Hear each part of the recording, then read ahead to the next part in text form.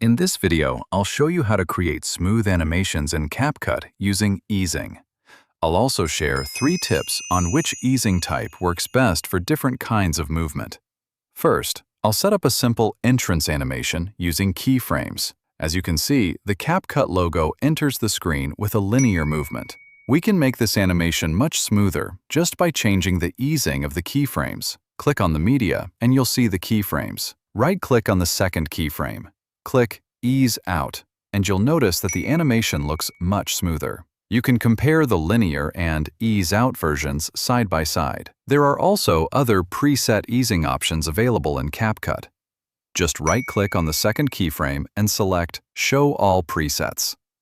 I'll quickly explain what each one does. Linear. This is the default animation, moving at a constant speed. Ease In Group. This animation starts slowly and speeds up toward the end. Ease Out Group. This animation starts fast and slows down toward the end. Ease Group. This animation starts slowly, speeds up in the middle, and slows down toward the end.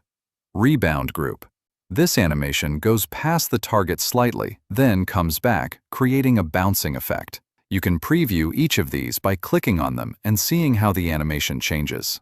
Now, here are 3 tips for choosing the right easing type. First, if your animation is entering the screen, use Ease Out. It starts fast and slows down toward the end, creating a smooth entrance. Second, if your animation is leaving the screen, use Ease In. It starts slowly and speeds up toward the end, creating a smooth exit. Third, if your animation is moving across the screen, use Ease.